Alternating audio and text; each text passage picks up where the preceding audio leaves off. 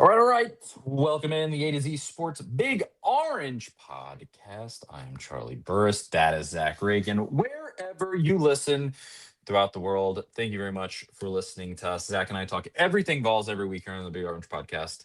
And if you want to listen to that on the regular, go over to the A to Z Sports Podcast Network feed on Apple or Spotify. When you get there, rate, review, subscribe. And if you do, you won't miss our shows when we drop them on Mondays. And speaking of Mondays, it is one right now at 5:18 p.m. We're a little behind, Zach, because of technical stuff. Still trying to figure out the stupid mic thing. I'm not sure that we have, but at Charlie underscore Bird. Oh, well, I didn't say that. We're live on YouTube right now.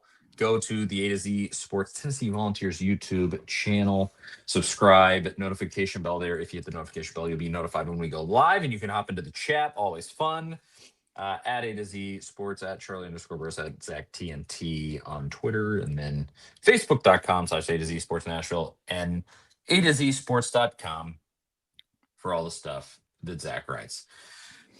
Oh boy. Bye week. It's been a little slow, Zach, and we're basically in another bye week. I've been texting you guys about basketball, and it has been pissing off Austin Stanley, the A of A to Z Sports, because it's October. But here's the thing, Zach.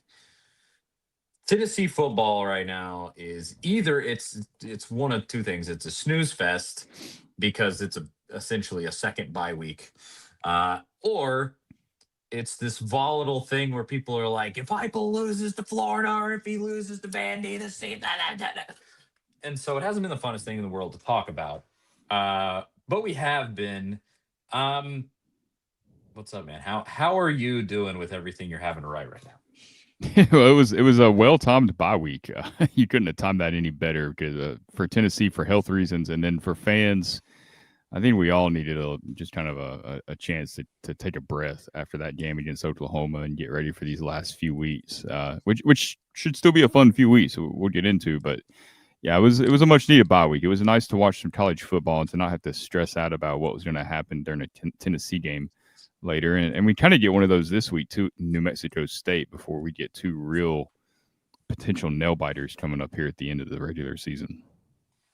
Yeah, you're kind of in this purgatory right now because, and obviously, I mean, this is the biggest thing that we're probably going to talk about on the show today. I put it as the title of the show. If Tennessee could win out, you salvage a pretty decent season, because you'll have one in the swamp for the first time in 20 years, and you'll be 9-3, and you might win a bowl game, 10-win season, another one for Heupel, which would be 3 out of the last 4. Cool. Am I thinking that right? 3 out of the last 4. No, it would for be 10-win seasons. 3 out of the last 5. Yeah. No, it'd be 3 out of the last 4. You're right. Yeah. 22, 24, 25. Yeah. And that would be cool. You're not, unless there is some monumental chaos, you're not going to be making the playoff. Possible. Yeah, I mean it's in play. It's not like you're mathematically eliminated. Just need some crazy things to happen. There's I wrote this week about 13 outcomes Tennessee fans need to pull for this weekend. But hey, you never know. It's already been a crazy season. Yeah, it has been, but the chance is still out there. But you could salvage a season. But this, with Vandy pulling it out against Auburn, this thing's volatile. Like it is either, hey, we salvaged a decent season at 9 wins, maybe 10 with a bowl, to you lose these two? I mean, are we talking about? Nobody's getting fired. Heupel's not going to get fired at the 7 loss, but it's going to be the most toxic offseason that we've seen here in quite a while. Yeah. And that's not us saying that it should be toxic. I think most of us agree, like, hey, this season wasn't really set up for success. Yes, there's some things that you've shot yourself in the foot with, some things that definitely have to improve with the program moving forward. But look, we've already seen a little bit of it leaking out these last couple of weeks. We know, I mean, everybody watching this show, if you've been a fan long enough, you know how it'll go. There will be a section of fans that want change just because they didn't like how the season went, without really any feeling or any plan of what that change should look like or anything like that, which is usually how those loud voices kind of operate without a plan. But yeah, I think you're right. I think it would get pretty toxic, fair or not. So just go win these last 3 games, and you don't have to worry about that. In fact, you win these last 3 games, specifically Florida and Vanderbilt. Florida being in the swamp, I think you end the season with a ton of momentum, even though you didn't, make the playoff, because those are just the win against Florida would just be monumental. It would be, I don't know if historic is the right word, but when you haven't won at a place in 22 years and you play there every other year, that's a pretty big deal to go win that game. It's 2003. That's a lifetime ago. It's a completely different world back then since Tennessee's won that game. And then if you beat arguably the most hyped Vanderbilt team of all time, most I've ever seen. Yeah, that would be, I don't want to say huge, because I think you still operate under the assumption of you should always beat Vanderbilt because you have better players, even in the portal era, NIL era. I still believe that's true. I believe it's true this season. But that would be a huge win to have that over them, to be like, hey, it's kind of like the Kentucky deal, right? Like we've talked about that. Like some of the best Mark Stoops teams have still lost to some bad Tennessee teams. And this isn't a bad Tennessee team, but for Vanderbilt to have like their best season ever and to lose to a Tennessee team that's not having its best season ever, that's the kind of thing Tennessee should do. That's a lot. Trying to think even where to start. Tavante in the comments, he says, if we lose above Vandy in Florida, we are definitely cooked. Lol. He's not wrong. And then I can't read the whole name here because I'm working off my phone again, trying to get my stuff fixed. The Sunken Grave. Great name, a little macabre there. I think many fans have checked out that Oklahoma loss was a gut punch. I mean, yeah, you can see. I'm sure you've probably seen it in the numbers, Zach. Like for things you write, obviously here, yeah, 100%. I mean, it was. I don't want to say it's a worst case scenario, but really things just being kind of mediocre for our purposes sort of is the worst case scenario, because you are going to have that effect where kind of that middle section of fans goes, well, playoffs off the table, see ya. Yeah. And they're not going to be engaged. So it has to be great, or at least for viewership. I don't want this to happen, but for viewership, it has to go off the rails and people need to be getting fired. And then our viewership goes through the roof. That's probably the highest viewership we ever get, unfortunately. That's college football.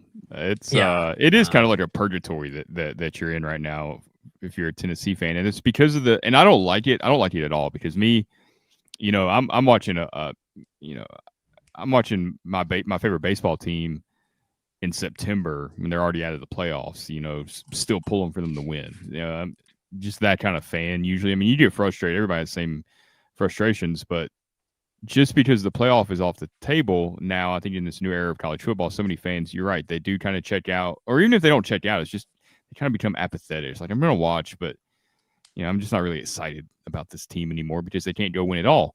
But it's Florida and it's Vanderbilt. Those are games that no matter what your record is, I don't care if Tennessee's 1-9 right now or 1-8 or whatever.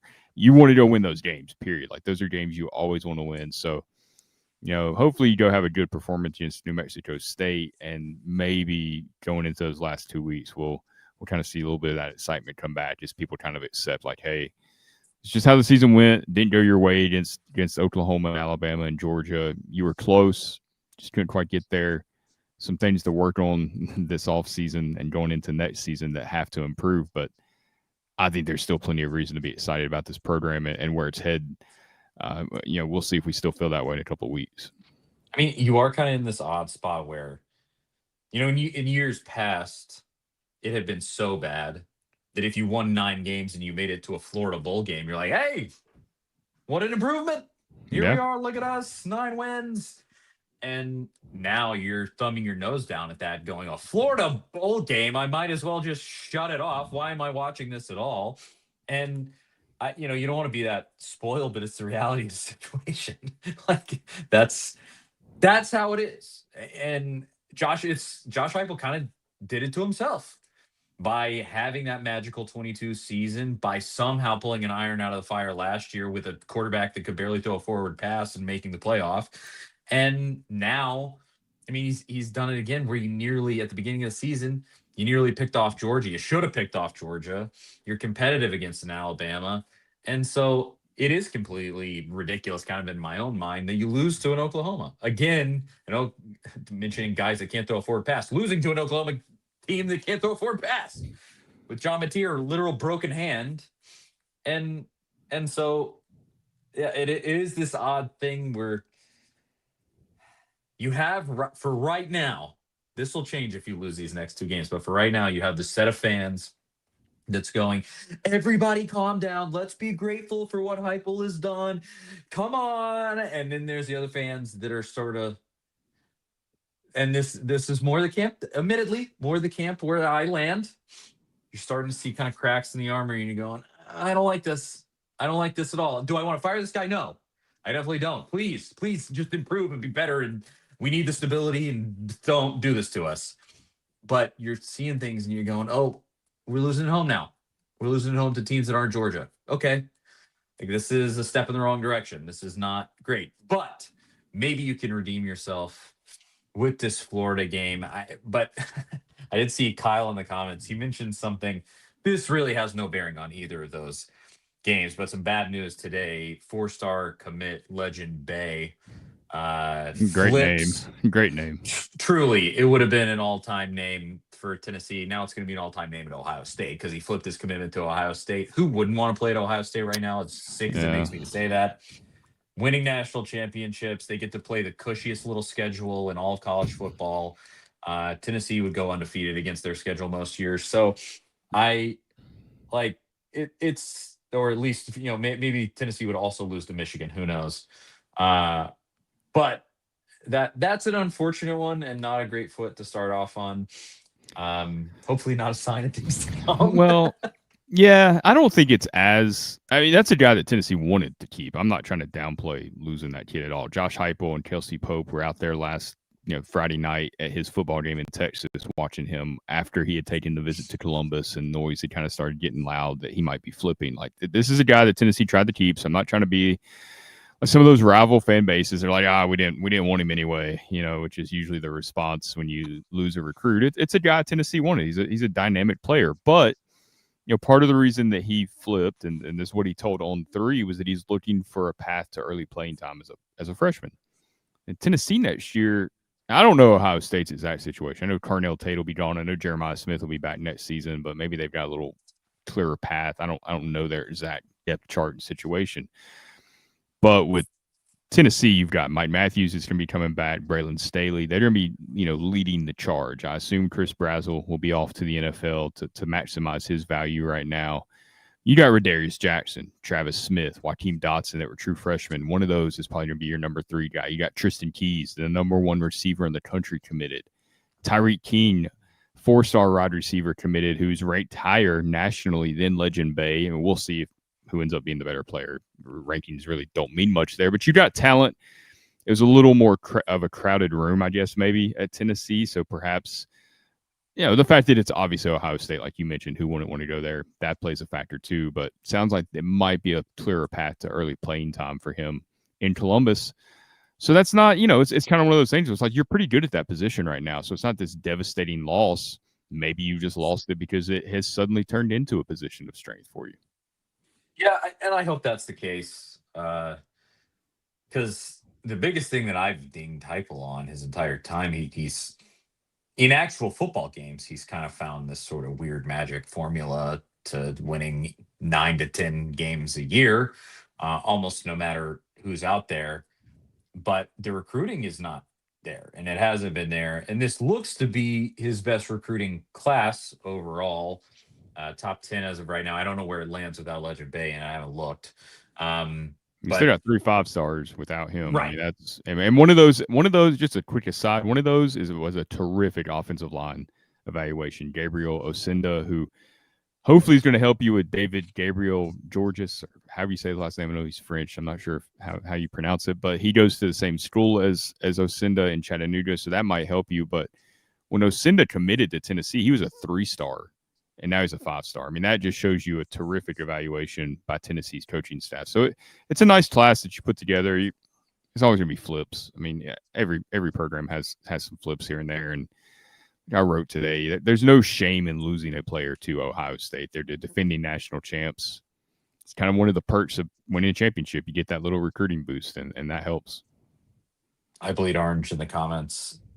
Who earlier in the comments I saw they said that they were 2 years old the last time Tennessee beat Florida in the swamp. One I want to say how old I was.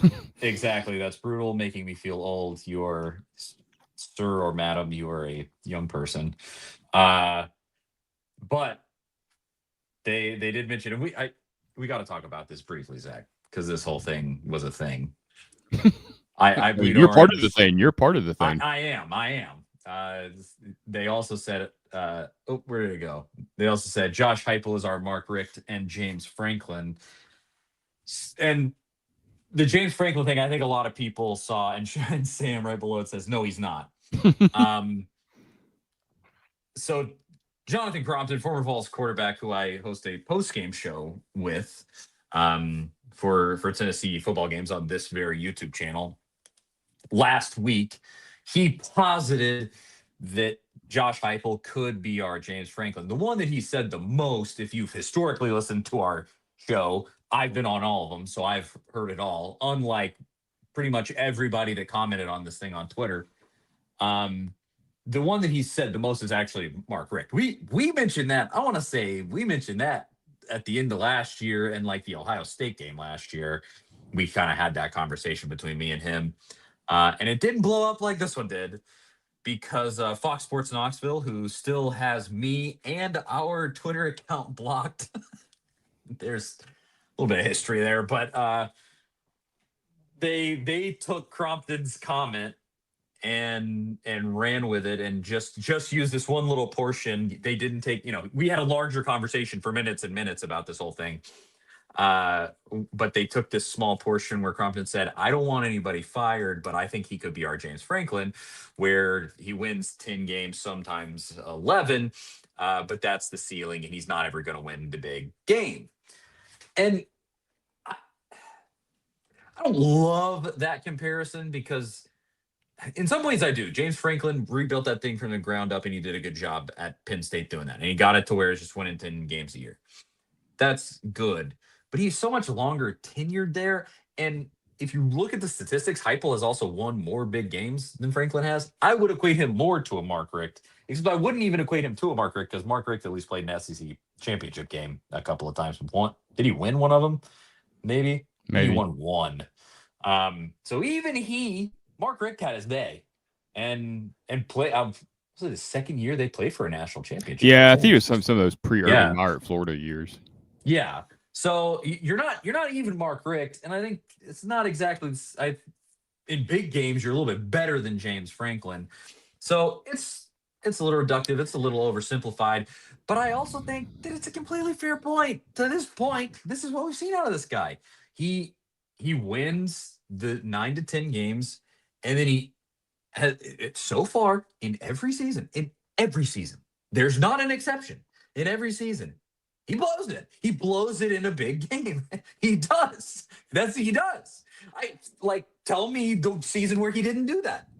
And that's where I kind of go, is it an exact 1-to-1? And is it the greatest comparison on planet Earth? Because people on Twitter were ripping Crompton apart and oh my God, yeah. It was crazy. I was like, this is not that far-fetched of a comparison. Guys, Josh Heupel has not won the big game yet. He's that has not happened. He had great Alabama wins, and that's almost it. I mean, he really hasn't landed those huge punches. I'm sorry. I want him to, and he doesn't. And he loses every road game that's after 7 p.m. I don't know. Am I taking crazy pills, Zach? I haven't said anything about this really publicly on Twitter. Haven't wrote anything about it, and part of it's because I've been so dumbfounded at some of the reaction to it because Crompton wasn't calling for anybody to be fired, right? Like I think that was the buzzword. He probably should never said that phrase when he made that comment, because that's not what he was doing. I'm kind of like you. It's like I know we love symmetry in sports, right? Like we always love to compare, like this is just like that unfolded and this and that, even though it really doesn't matter. Like that, every team, every coach kind of has their own journey. They run their own race, whatever. They all have unique situations that they encounter. I'm with you. I don't think it's a terrible thing necessarily because, yeah, to this point, there's been some similarities there, and I don't think it's a bad thing. Like I don't James. I think Penn State's probably going to regret firing James Franklin. I'm not a big James Franklin fan. Like he's off putting, right? There was the stuff at Vanderbilt, the rivalry with Tennessee, and he can be kind of a jackass at times. I think we all know that. But I still think he's a good coach. He did great things at Vanderbilt. He rebuilt Penn State when that thing was really not great. I know Bill O'Brien kind of got it going there a little bit, but you know, I don't think we've seen what Bill O'Brien's doing at Boston College. I don't think he was going to take Penn State to the same heights that James Franklin has. It wasn't like Kirby with Georgia. Yeah, like taking over, silver spoon in your mouth. Right. And I think with Franklin, I mean, he was one game away from playing for the national championship last season. Like in this current era of college football, there is no magic button you can push to get there. Three coaches have won it all that currently coach in college football. Well, one of them, Clemson, probably wants to fire Dabo at this point. Maybe not after they kind of sleptwalked their way through beating Florida State somehow. Then Ryan Day and Kirby Smart. That's it. Every other coach out there, I don't care how much the media loves them, Steve Sarkisian, Marcus Freeman, Kalen DeBoer, Kurt Cinetti, Dan Lanning. None of them have won the big game yet. Not one of them. So, I mean, Heupel, to me, Lane Kiffin, I mean, Kiffin lost at Kentucky last year, and he's the hottest name on the coaching cycle right now. Like, it's just tough. It's tough to go, make it through this end of season tournament now, win the last game. It's really tough. And I think they're going to have a hard time replacing James Franklin. You've already seen a lot of guys aren't ready to make that move. They're staying. Guys that would have been their top targets, like a Cinetti or a Matt Rule. I don't know who they're going to hire. I mean, we'll see how it plays out, but I think it could be like when Florida fired Dan Mullen a little prematurely after the 21 season, and then things got worse with Billy Napier. I mean, Billy Napier was the best they could do. Didn't work out. So, I mean, you've got to be real careful when you fire coaches in this current era, just because they go through kind of some ups and downs. Again, though, I don't think it's necessarily a bad comparison. I don't think the Mark Richt comparison would be a bad comparison either. Those are good coaches that stabilized programs and brought a lot of success to those programs. Very few coaches have got over the hump. If you go fire, nobody's going to fire Josh Heupel, but if that was a thing that people really wanted to do right now, you're not going to go fire that guy, or you're not going to go find a guy that's accomplished more than Heupel in the SEC, right? Because the only one that exists is Kirby Smart right now.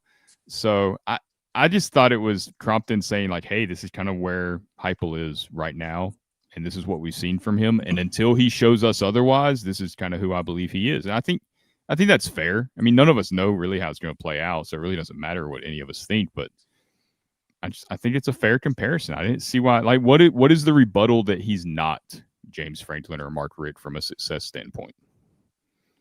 And there is none really.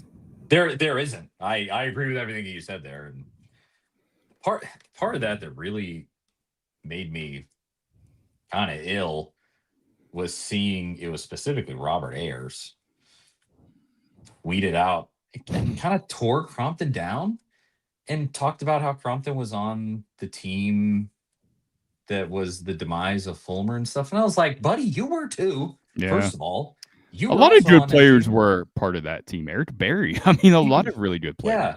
Yeah. And look, I do a the show. The defense was great. I should say that before somebody points that out. But like, I also don't like Fulmer was his own demise. Any players that blame themselves for that, I'm sorry to them that they do that. I hope they don't.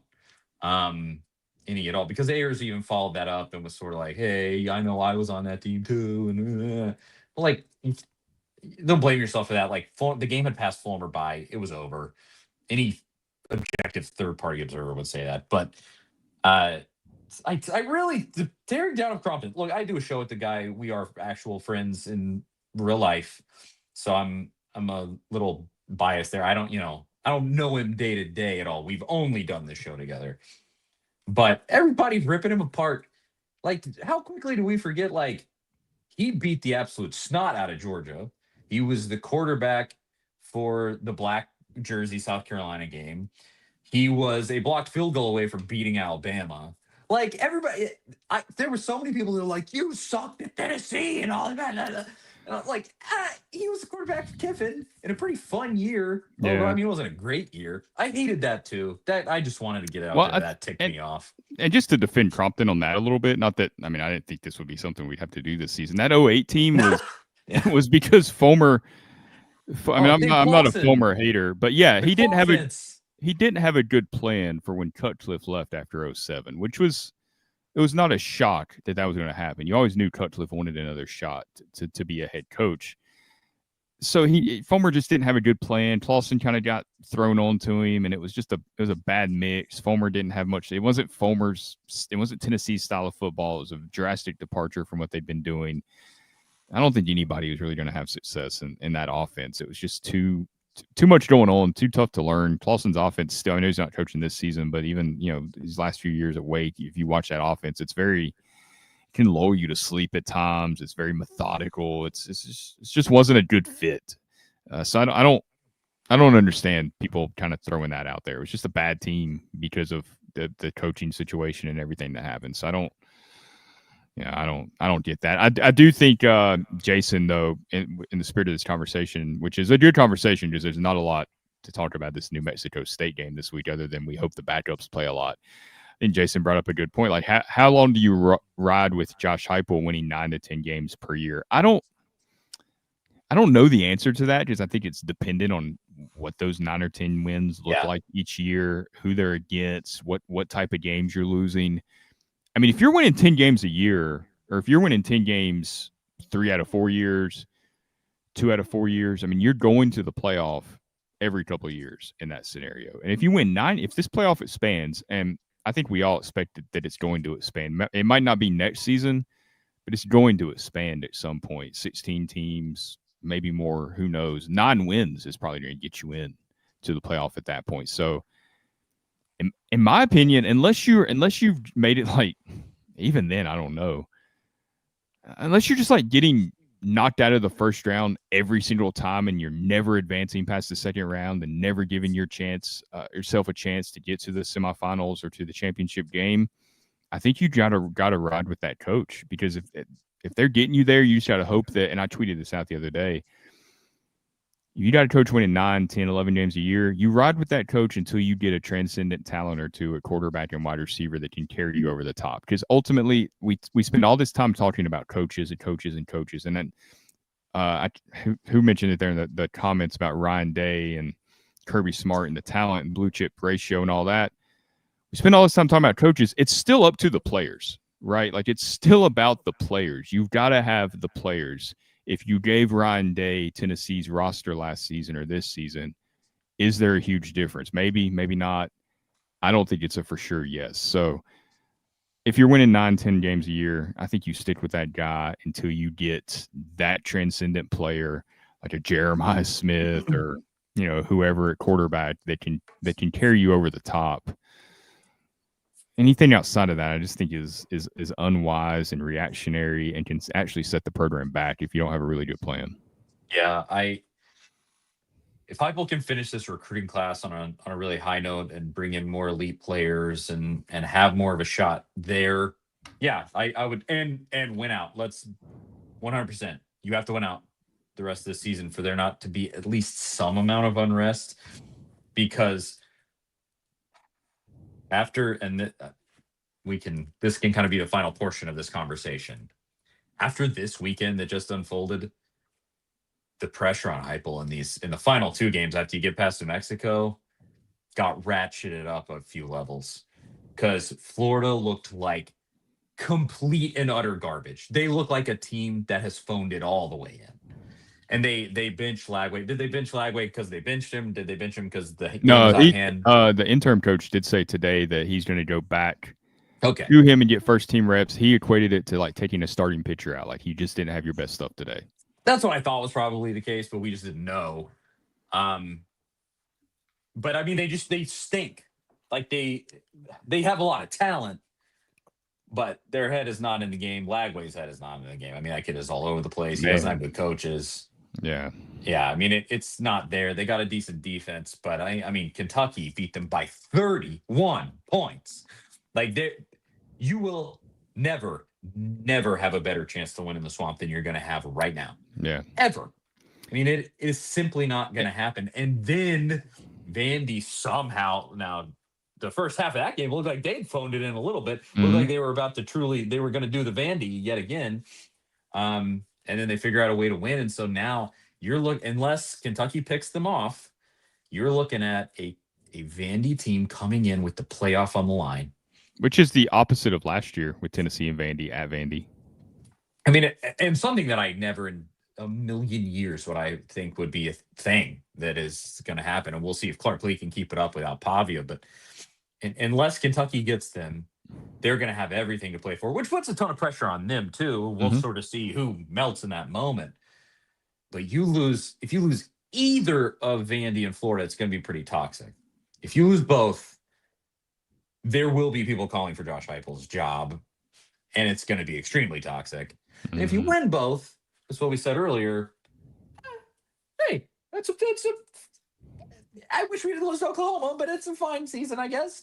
And it's you can't lose. You can't. This would probably another way to slice it. You can't. This would probably be the Florida thing's weird. This would probably be the most inexcusable loss to Florida ever. Yeah. I mean, because with the way the roster is right now, like Kyle mentioned, they've had a lot of guys out. Who knows who's like kind of still giving their all there, who's looking at their next opportunity. That's kind of what happens with some of these teams late in the year, especially. See, Florida's 3-6, right? I think so. They can't even. I mean, they gotta win out to make a bowl game. So they might not even have that if they even care about that. But having we were texting about this earlier today, and I went back to like 1985, and I could not find where Tennessee in the last at least 40 years has lost to an interim head coach. I haven't found it. The closest was in 2015 when Butch almost lost at home to South Carolina after Steve Spurrier just randomly quit in the middle of the season, which is a thing that happened that kind of gets glossed over still. So weird. 10 years later, he just quit. Butch He just stopped. Spurrier twice, lest we forget that. Yeah, he was 2-0 against him. Insanely. Yeah, that one time was an incredible comeback in Columbia at night. That was Josh Dobbs and Jalen Hurd, but so weird. Still, but to the point, I mean, they don't lose. You don't lose to an interim coach if you're a good team, typically, right? So I don't know what that means. If you go down there and you lose to this team, because if you put this game in any other stadium, in any other kind of situation, change the uniforms, I mean, you're like, oh, Tennessee should not be worried about this game, right? Like that would be the way you look at this game. But you throw the gator on the helmet and you walk into that orange and blue stadium down there with Tom Petty singing, and it's, oh my God, we can't win here no matter what. And it's just like it paralyzes everybody in a Tennessee uniform. So you got to get over that at some point to win a national championship. You got to be able to beat a not great team on the road, even though you haven't done it in a long time. So I don't know how I'm going to feel about that game if they lose. I guess we'll find out, in a couple of weeks if they do lose. Hopefully they don't. I don't know how I'm going to feel. I don't even want to think about that. No score predictions, but if you're calling it today, I don't think the New Mexico game is going to change our mind much one way or the other.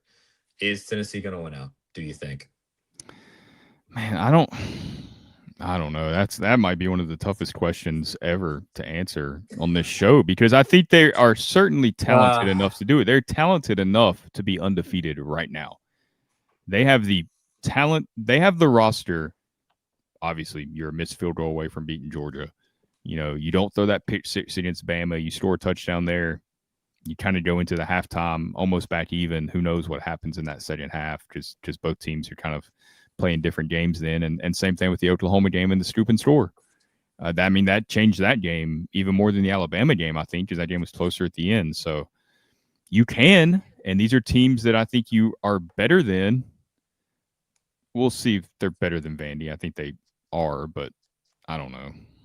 We'll find out when they get on the field, but they can. But we've seen how this team plays too, and the mistakes they made that they've made.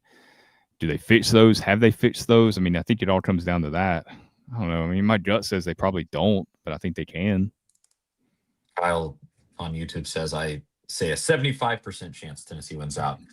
I think that's fair. It's fair. Maybe a little Yeah, higher than I would go. probably high, but still fair considering the roster. Yes. I think we would go lower. Many people would go lower just from the old battered Vol syndrome, where we've all been through this before. But I do appreciate the optimism because might as well be, I guess. I mean, you're considerably better than both of these teams. And that's the toughest part of this entire conversation is saying that right off the jump. But I'll say no. I'll say that they don't. I still think it Because comes back to Typel having too much on his plate, and I've wrote about this. yeah, yeah, I don't yeah, want to yeah. rehash it all, but he's just the play calling and trying to be the game day head coach. I think it's just too much. It's not that I think he's bad at any of it. I just think it's too much for one person to do, especially. I don't know. These games now are becoming even more of these chess matches, it seems like, between coaches that they take forever to play. There's gamesmanship back and forth, and you're trying to manage the clock, manage, the offense. You're still the head coach of the defense. It's just a lot. It's a lot to manage all of that. And I think it's just too much on him. I think that is part of the deal since Golish left. And I've said this before. It's not, I like Golish a lot. I do think he was a big asset. I like what he's about. I like the way he attacks, being an offensive coordinator and a play caller. I think he complemented Heupel's personality extremely well. I think he was a really good fit, but he's not the only person that can serve in that role. But I think the absence of having someone that Heupel can completely trust in that role, it has been a problem for this program. Yeah, I agree, but the time that I see Heupel go to the Swamp or anywhere that isn't Kentucky or Vanderbilt at 3:30 or 7 p.m. and I see his team come in well prepared, focused, play a nice game, play a clean game. He not look like he's overwhelmed and has too much on his plate, as you're saying, and it looks like his coaches are fully competent. His coaches that aren't just Rodney Garner look fully competent. That will be the first time I see that. I hate that. That's the history of Heupel in Tennessee so far. That will be the first time that's happened. Even that Oklahoma game, everybody brings up that Oklahoma. Oh, does that Oklahoma game not count as a not? It does. But even in that one, they freaking could barely put one foot in front of the other. And that Oklahoma team, especially the quarterback, just sucked so bad. Yeah, they were lucky that Arnold was Jackson Arnold was Yeah, terrible because when Hawkins came in, Oklahoma was moving it a little, at that point. exactly. You nearly lost that game. And so I will believe it when I see it with Tennessee winning in the Swamp. I hate to be that negative about the situation because and maybe Florida will have 20 players out because they're just phoning it in or they're actually injured or whatever and you walk all over them. I hope that ends up being the case, but I think you beat Vandy. I don't mean to be dismissive about that game because anybody being dismissive about that game is not watching Vandy play football this season. But it is Neyland. It'll probably be a 3:30 or a night game with the playoff on the line, and I just think you win that one, even as much of a dog as Pavia might be. Yeah, I'll kind of believe it when I see it with Vandy beating Tennessee and Neyland in any kind of spot like that. But yeah. I just mean, I me. think you lose that game to Oklahoma in large part. I mean, there's a lot. You mentioned the David Sanders, missed block was mentioned that led Huge. to that scoop and score, and there's a couple of other mistakes in that game where Tennessee shot themselves in the foot. But I think a lot of the reason you lost that game too is because Brent Venables is a really good defensive coordinator. He did a really good job against you last season in Norman. And I think he did a really good job this season too. He knows Heupel, he knows some of the tendencies, and he's also just one of the better, like I said, one of the better defensive coordinators in football. And one of the better defensive play callers. He's good. He's really good at what he does. So I think that was a big part of it. I think he just had a really good plan. They were able to stop the run without bringing extra guys into the box. That was huge. It's kind of the Georgia blueprint to beating Tennessee before this season when Tennessee was finally able to get past that. But I don't think Vandy has that. Long way to say, I don't No. think Vandy has that working in their favor. Yeah. No offense to them. They're having Yeah. they're great. I mean, The they're great. greatest. Great It's the season, greatest yeah. season I've ever seen from Vandy. It's the best Vandy team I've seen in my entire lifetime, and probably many people's lifetimes. But And I'm like you. I'll be interested to see how they keep it going without Pavia. I like Clark Lee. I think he's about the right stuff. lot of respect for that guy, but I think Pavia is obviously the magic there. He has like a Tebow like effect on that team where Yes. everybody competes harder because he's out there, because they see the way he competes. When he's gone, how does that change the culture? Yeah, that's a big deal. Like I said earlier, it's still about players. At the end of the day, it's still about players. It is. Yeah, we'll see.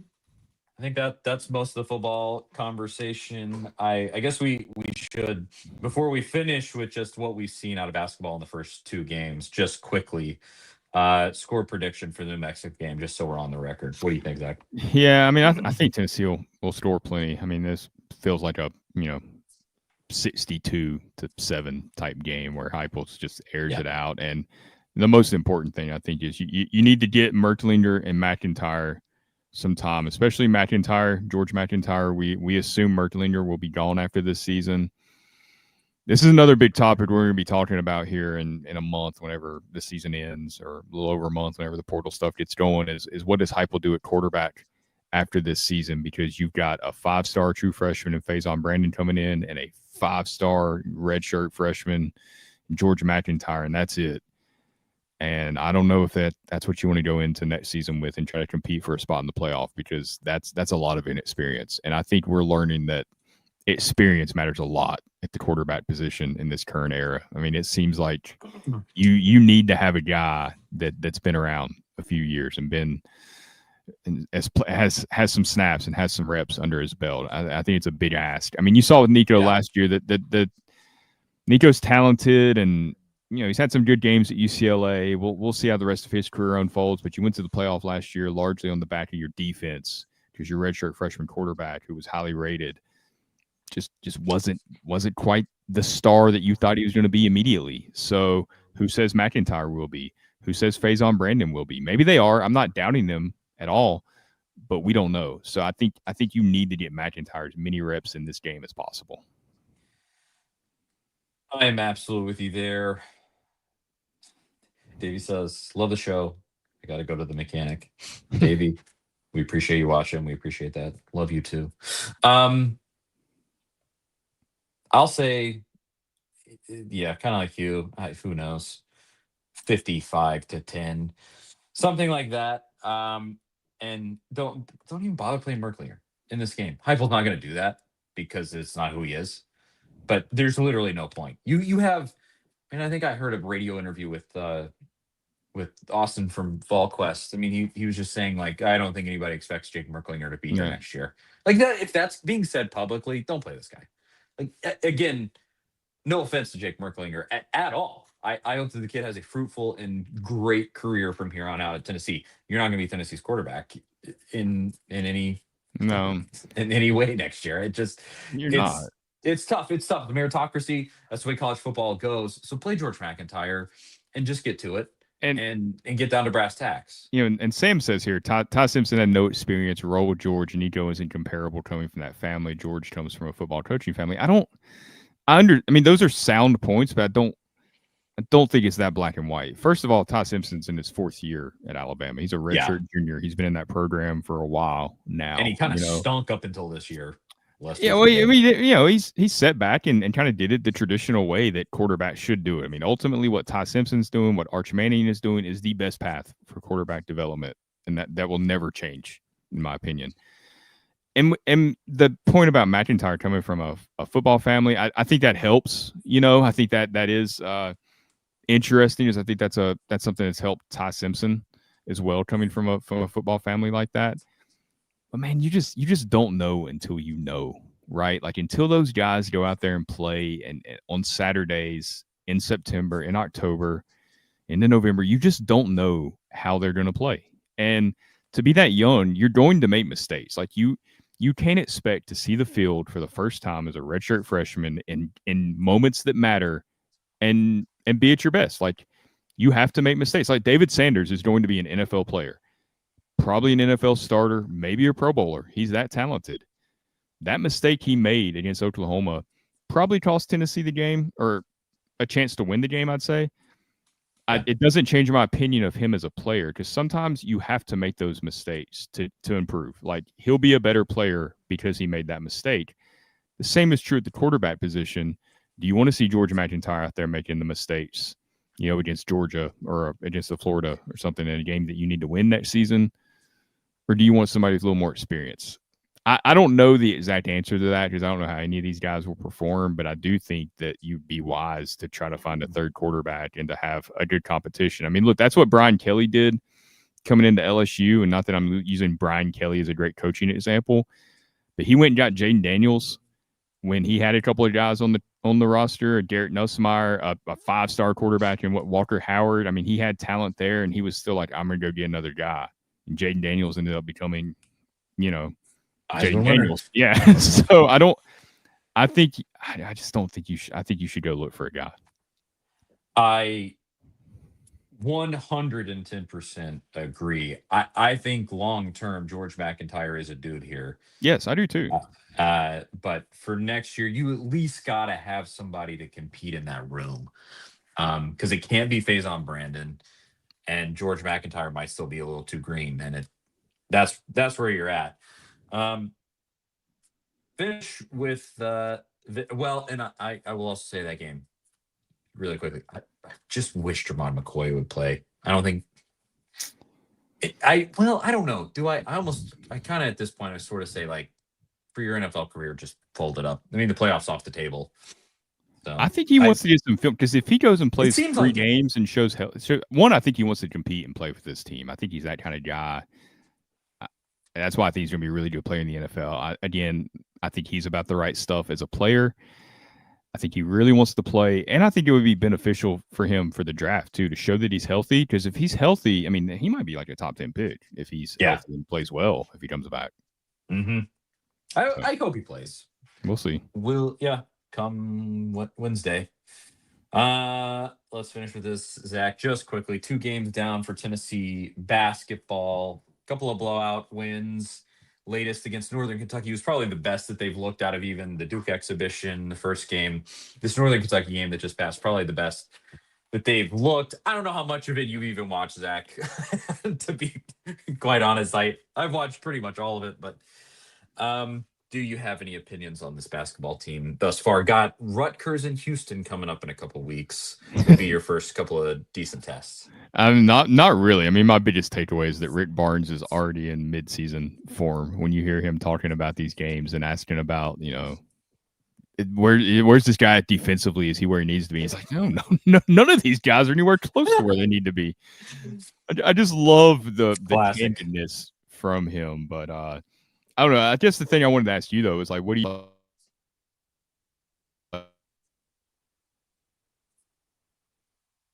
You kind of went out, Zach. See if you can say that one more time. My mic auto muted for some reason. Okay. Yeah. Say that one more time. Sorry. I was going to ask, what do you think about Gillespie and his ability to kind of be one of those go-to scorers? He was a firecracker.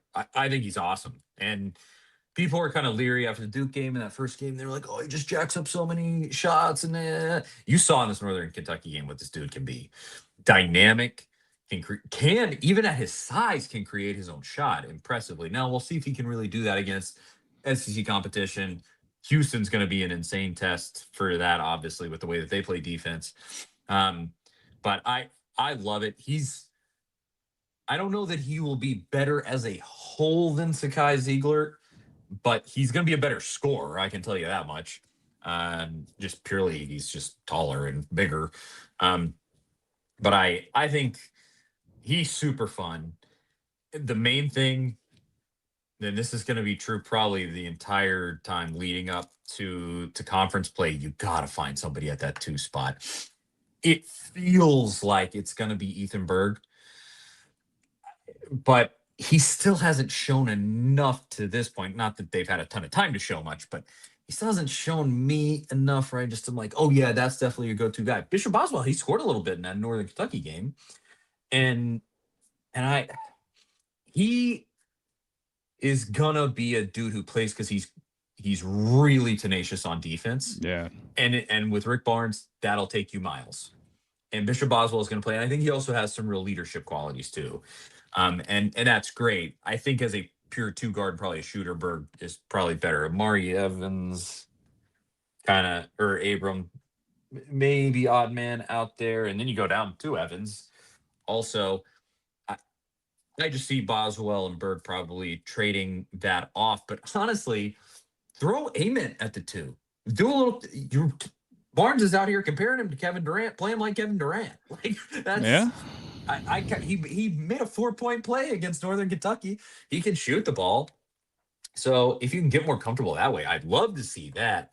But dude, the front court. Oh my gosh. I'm so hyped on the front court on this team. The only piece on it that I just to this point I'm a little disappointed in. I don't want to be too harsh with him because the sample size is still small. But Jalen Carey from Vandy just seems like I don't like his body language out there. He seems not necessarily a little lost, but almost a little intimidated. Like kind of like he almost doesn't feel like he's meant to be out there, which is strange because he Yeah, was coming from super an SEC. and was super confident. He had a great game against Tennessee in Yeah. particular. And I, I hope that he gets more comfortable and starts to fit in more. But just that rotation, Estrella and Phillips together are awesome. Akpara, obviously, excellent defensively. It'd be great if he could get more scoring prowess. Then you take in a Mint, add Carey to that. And that, I mean, it's one of the most powerful front courts in America. Period. It's gonna be. And JP Estrella is that X factor. That guy is that X factor. And I love the way that he plays basketball because it's just tenacious and so much energy, and he just brings it. I haven't seen a game with that guy where he doesn't just like bring the heat. And it's great. I mean, he was out there slamming the ball and screaming in Northern Kentucky's face. And it's Northern Kentucky. You're sort of like, Yeah. hey, calm down, guy. It's Northern Kentucky. And Kyle brings up Dwayne Brown. Oh, what a revelation that guy is out of absolutely nowhere. And I think he's going to be a serious piece on this basketball team. True freshman. And yeah, it's just great. Troy Henderson made some nice plays in that Northern Kentucky game too. That was a nice little showcase. I really liked what I saw. I don't mean to get too excited because I think they still need some snoozer games here to get their feet under them and get everything gelling correctly. Up until that Houston game, you should be undefeated. I don't think Rutgers is a world beater. But you got to go to Vegas, play. I think it's Rutgers in Houston, and maybe one more that's determined by who you beat. I might be wrong about that. What's next? But What's next? What is the next game? They're all you're still in the depths. North The Florida. placid early November schedule. North Florida on the 12th, Rice on the 17th, Tennessee State on the 20th. Then you go to Las Vegas on the 24th for Thanksgiving week. Yeah, it's always those Thanksgiving games. That's, I mean, dating back to when I was a kid. Those are always fun week of basketball. Wait, is it Kyle says Belmont. Is Google wrong? I'm looking at Google. Let's see. I'll look at the actual Tennessee. He said, website. sorry, the women play Belmont. Oh, the women play Belmont. Okay. And the women, we'll see. They lost that game to NC State. They started off really strong. Yeah. In that game against NC State and sputtered out at the end. I'm still a little skeptical. Kim is recruiting like a maniac and has a really fun style of basketball, but I'm not sure I'm completely bought in on it. It's very Heupel-esque where it's high risk, high reward. And I don't love the shifting out of 5 players all at once. Yeah, that's always a weird thing. But I mean, flow. You don't. There's been some coaches that would do that every now and then, but to do that consistently does seem odd. Yeah, we'll see exactly how it goes. Still very early in her tenure, hasn't gotten the prime players in yet that I think she wants and probably needs. And although there are some dynamite players on this team, the twins and everything. I mean, they recruited well this offseason, but we'll see. And yeah, Kyle mentions Ruby Whitemore getting arrested twice in the offseason. What are you going to do? You can't have that on your team. Yeah, no choice on that. Yeah. Well, she's inserted some energy into the program, so there's positive momentum there at the very least. Yes. I mean, that's the biggest thing that you got to have in any of these deals, right? Like you start with a new coach, you've got to be able to get some energy into the program and then just see where it goes from there. Yeah, and we'll find out if all that money that they stole from the baseball team is worth it. Who knows if that actually happened? Danny White says it didn't. Take him at his word, I guess. That's it. Charlie Burris, Zach Reagan. Thank you to everybody who tuned in. Got a nice little back and forth with the comment section tonight. A lot of folks weighing in. Always a great time. We appreciate everybody watching. I'll be on the post game with Crompton. We'll see. We'll see if he's still comparing Heupel to James Franklin in the post game. But watch us there. And otherwise, yeah, I think that is it. Thanks again for watching. And I just realized I don't have my thing open. Hold on, Zach. I gotta vamp for another second. I have it open. I realize I have it open on my phone. I don't have it open on the webpage where I can end the show. Yeah, I can't imagine what your setup looks like from across the screen here. But there was some. There's about 15 minutes. Yeah, and somebody even commented that it was much better. There's about 15 minutes of, I want to say panic, but of some uncertainty before the show. Yeah, frustration. Yeah, before the show came on. All right, I finally got to it. Okay, we are here now. Now we will talk to y'all next week. See you guys later.